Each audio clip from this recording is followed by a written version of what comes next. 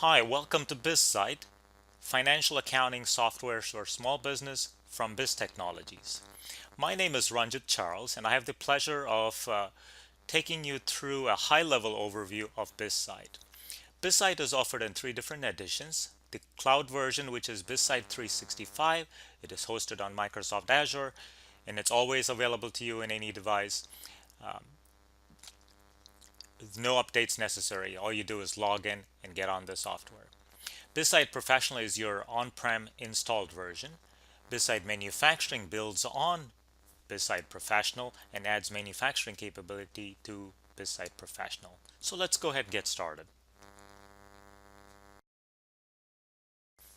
Let's go ahead and log in and take a quick look at some of the navigation and high-level elements. We have the different areas organized at the top and the same on the left side. And on the left side, you can expand it and get into different lists like customer list, invoice list. You also have a little hamburger menu that allows you to expand or collapse the menu system. So let's go ahead and click on customers and take a look at a list. So there's your customer list, your item list, and you can drill down and open those customer lists, and you've got status on the left side. You also have a dashboard that brings all your company metrics together, whether it's aging or outstanding invoices or monthly sales. On the accounting side, I'm going to open a place where you can run reports, select a particular area like purchasing or sales, and get the detailed reports behind it. Financial reports like profit and loss, balance sheet. Next, we're going to take a quick look at the invoicing process, which is likely our most used application. We're going to choose invoice from the top. You can also choose it using the start a task menu. As soon as you click, the customer list gets shortlisted. We're going to try Pro, and it'll give us the Pro sporting goods. You can change dates, change payment terms, and the payment terms default from the customer master. You can also expand that shipping details. We call that an accordion. It gives additional information that you can hide or expand. Let's go ahead and enter some and add a few items. So we're going to select bicycle blue. Let's go ahead and order two of them.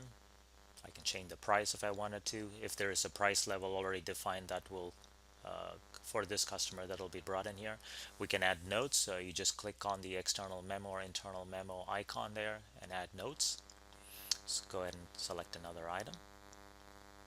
Let's go and pick up some helmets that go along with the bicycle. And this one does require assembly, so we're going to add a few hours to assemble the bicycle. Next, we can select different templates that we can use. You can custom. These templates are totally customizable. We're going to preview them. You can print them. You can email them. You can export them. Again, these are completely customizable for your business with logos and designs and so on. You can also print out other documents like pick lists, packing lists, and each one of them comes in several different flavors. Let's go ahead and close it. Next, let's go ahead and receive a payment from the customer. You can select the customer menu selection on the left side and choose receive payment and go from there, or you can go to the top menu and select payment. In this case, we're going to go straight to the invoice list, choose the invoice, and then right click, and we call that a context menu, and using that we will receive the customer payment. And notice that the correct amount is already selected for payment. You can change it, and we're going to give it a reference, whether it's a online payment number or a check that was sent by the customer. And we're going to go ahead and save this. And we're back at the invoice, where we can choose the list filters.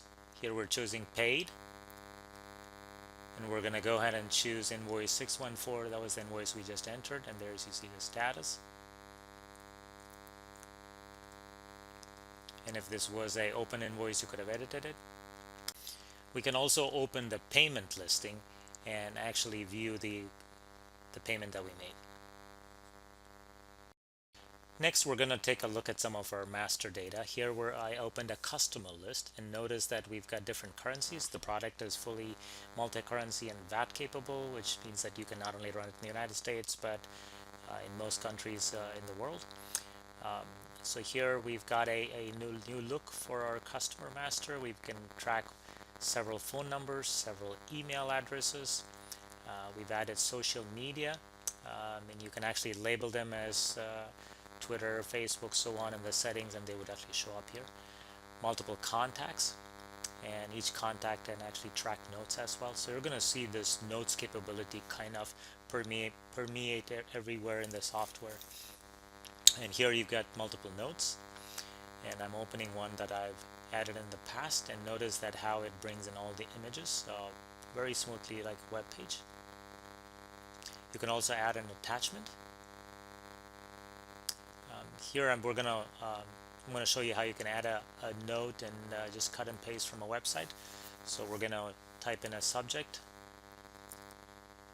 There was an article about a ski crash in the news, so I'm going to grab that.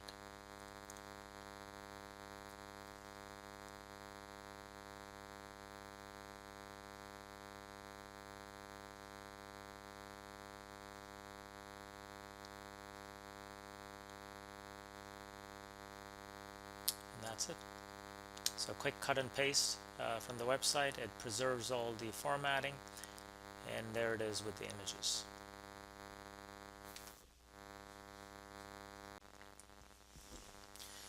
Next, let's take a look at the items or item master. We're going to choose Bicycle Blue.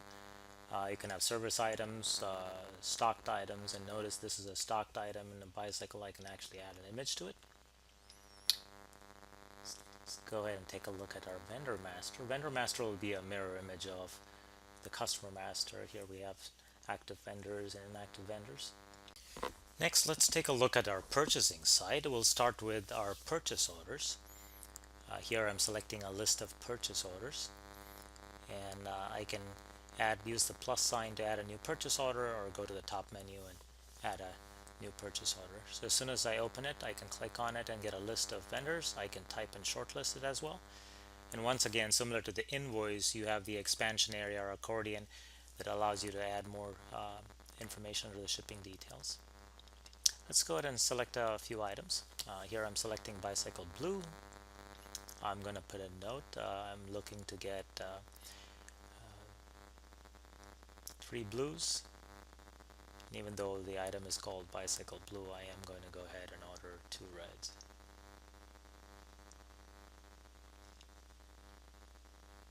Next, let's go ahead and pick up some helmets to go with it. So might as well purchase some helmets as well. We're going to put a note, and here we're going to just order all blue helmets.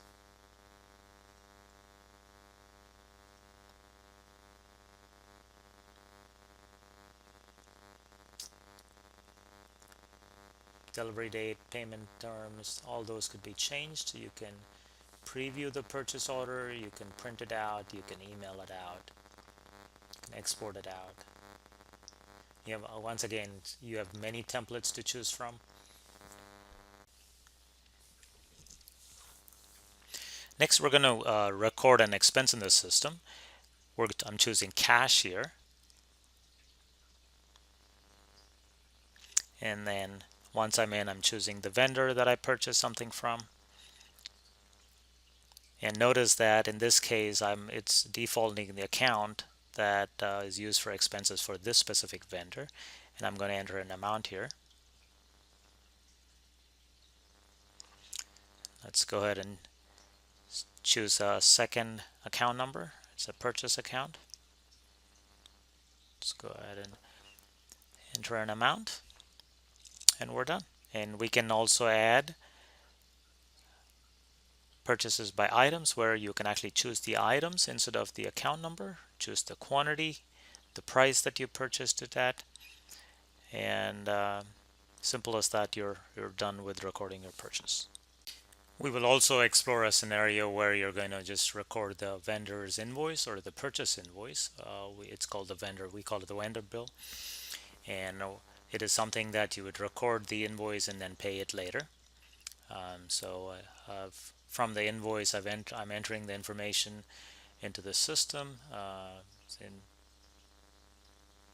Invoice for a few items that we purchased. Um, we're taking the price and amounts off the invoice and recording it in the system. And we're going to go ahead and save it. Again, the vendor, the next step in the process is paying the vendor, or in some cases, maybe you're getting a credit from the vendor, and you can record that as well. As you would expect from an accounting system, you can enter a journal entry. We select a journal at the top. Here I'm going to just enter a month-end entry. We're going to put it for the end of November. We're going to record some prepaid expense. You could either select the account or type the number or start typing the name and it'll pick it up. And we're going to show that we actually paid it out of our checking account, and it will automatically balance the entries and allow you to change it and offset it if you needed it. And that wraps up the journals. Last but not least, in this overview, we're going to take a look at some of our reports. I'm going to choose the customer side, and you can do this from any home page, but here I'm choosing sales. I choose the customer summary report and show display, and there's a report. You can change the periods if you wanted to. Next, we're going to take a look at our detailed report.